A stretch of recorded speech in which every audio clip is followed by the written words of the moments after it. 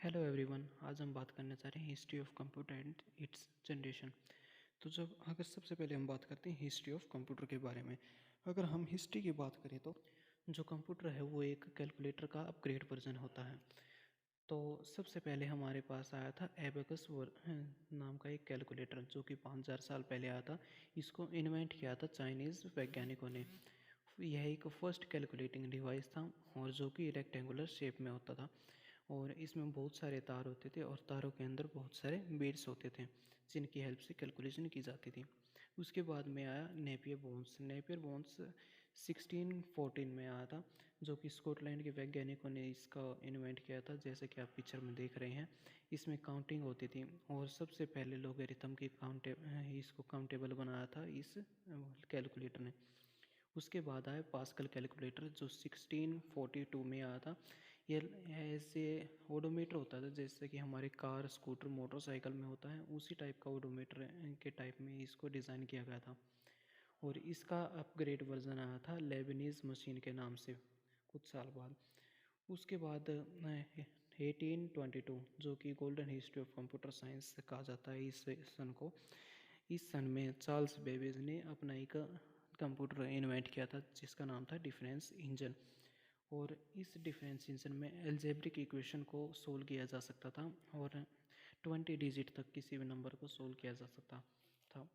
और जो एडिशन होती थी वो एडिशन के बाद जो रिज़ल्ट आता था या मल्टीप्लिकेशन होती थी उनके बाद जो रिज़ल्ट आता वो 20 डिजिट तक के डेसिमल को सोल्व किया जा सकता था उसके अंदर। उसके बाद चार्ल्स बेबेज ने कुछ साल बाद 1983 में एनालिटिकल इंजन के नाम से एक कंप्यूटर का डिज़ाइन किया था। इस कंप्यूटर की खासियत यह थी कि यह 60 एडिशन को इन 1 मिनट सोल्व कर सकता था। और इसकी एक और ख़ासियत थी, यह पहला कंप्यूटर था जो कि स्टोर कर सकता था 1000 नंबर को अप टू 50 डेसिमल। उसके बाद आया हॉवर्ड मार्क्स 1। यह फर्स्ट इलेक्ट्रोमैकेनिकल कंप्यूटर था जो कि डॉक्टर हॉवर्ड ने जनरेट किया था। इसमें 20 डिजिट तक के नंबर को सोल्व किया जा सकता था और जो 20 नंबर्स को इसको ऐड करने में इसको 5 सेकंड का टाइम लगता था। डॉक्टर हॉवर्ड ने इसका नाम दिया था ASCC, I mean automatic sequence controller calculator. इसके बाद कुछ और कैलकुलेटर आए जैसे कि ENIAC, EDVAC, EDSAC।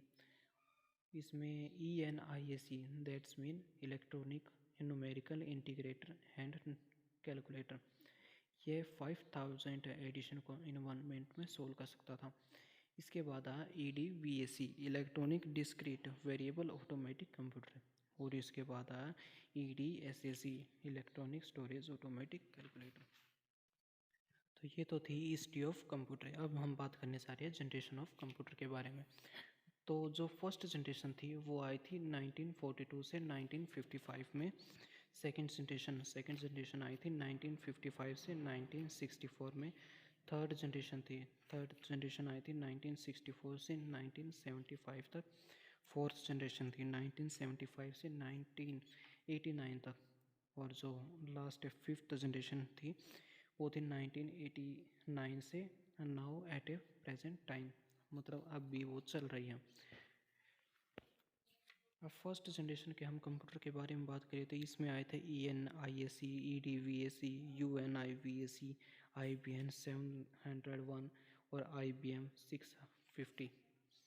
इसकी हम टेक्नोलॉजी की बात करें तो ये वैक्यूम ट्यूब की टेक्नोलॉजी भी काम करते थे। इसकी स्पीड के बारे में बात करें तो ये मिली सेकेंड की स्पीड पर चलते थे। लैंग्वेज के बारे में बात करें तो लैंग्वेज होती थी, इसमें मशीन कोड का यूज़ किया जाता था और इलेक्ट्रिक वायर बोर्ड का यूज़ किया जाता था। अब बात करते हैं सेकेंड जनरेशन के बारे में। सेकेंड जनरेशन के कंप्यूटर के कुछ एग्जांपल है। UNIVAC 1108, CDC 3600, CDC 1604 और IBM 7094। इसका टाइम पीरियड था 1955 से 1964 तक। इसमें ट्रांजिस्टर टेक्नोलॉजी का यूज़ किया गया था। और इसकी स्पीड के बारे में बात करें तो इसकी जो भी कैलकुलेशन वगैरह थी उसमें इसको 10 माइक्रो सेकेंड का टाइम लगता था सोल्व करने में। इसकी मैक्सिमम मेमोरी कैपेसिटी होती थी 1,28,000। और मीन टाइम बिटवीन फेल्चर के बारे में बात करें तो इसमें डेज लगते थे। मीन टाइम बिटवीन फेल्चर का मतलब है इस टाइम के अंतर्गत ये फेल हो जाते थे, अपना काम करना बंद कर देते थे। अब हम बात करते हैं इसकी लैंग्वेज के बारे में। तो इसमें हाई लेवल लैंग्वेज का यूज़ किया जाता था, फॉर एग्जांपल COBOL FORTRAN। अब हम बात करते हैं थर्ड जनरेशन के बारे में। थर्ड जनरेशन का टाइम पीरियड था 1964 से 1975 तक। इसके कुछ एग्जांपल है IBM 360, IBM 370, ICL 2900 और हनीवेल सीरीज़ 6000 की। इसकी टेक्नोलॉजी की बात करें तो इसमें इंटीग्रेटेड सर्किट का यूज़ किया जाता था, इन शॉर्ट फॉर्म IC का यूज़ किया जाता था। और स्पीड के बारे में बात करें तो 100 नैनो सेकेंड का यूज़ किया जाता था, इसकी स्पीड होती थी। और हम इसकी मेमोरी की मैक्सिमम मेमोरी की बात करें तो 4 मिलियन इसकी मैक्सिमम मेमोरी कैपेसिटी होती थी। और मेन टाइम बिटवीन फेल्चर होता था week to month. Mean time between failure means इतने टाइम के बीच में ये अपना काम करना बंद कर देते थे, ये फेल हो जाते थे। अगर हम इसके लैंग्वेज के बारे में बात करें तो इसमें भी हाई लेवल लैंग्वेज का यूज़ किया जाता था। इसके कुछ एग्जांपल है pascal, COBO, basic, ALGOL 68 etcetera. अब हम कुछ इसके और भी कंप्यूटर हैं जैसे कि mini computer, micro computer, main frame computer, super computer. ये कुछ कंप्यूटर हैं जिनके बारे में डिस्कस हम अगली वीडियो में करेंगे। सुपर कंप्यूटर के कुछ एग्जांपल बताऊं तो परम अनुराग, परम 10,000। ये कुछ कंप्यूटर हैं जो कि इंडिया में डेवलप हुए हैं और इंडिया का फर्स्ट कंप्यूटर कहा जाता है परम को। उसके बाद सेकंड जो कंप्यूटर वो आया था अनुराग नाम से। इसका इन जो सुपर कंप्यूटर इनका यूज़ किया जाता है वेदर फोरकास्टिंग में, पेट्रोलियम एक्सप्लोशन में, रिमोट सेंसिंग में और इमेज प्रोसेसिंग में, न्यूक्लियर रिएक्शन में, डिफेंस में, इलेक्ट्रॉनिक डिज़ाइन में, रियल टाइम एनिमेशन में, केमिकल रिएक्शन में और कुछ साइंटिफिक वर्क में एंड इंजीनियरिंग लेवल पे इसका यूज़ किया जाता है। तो नेक्स्ट वीडियो में हम बात करेंगे micro computer, mini computer, main frame computer and super computer के बीच में डिफरेंस क्या है। तो टिल देन बाय बाय।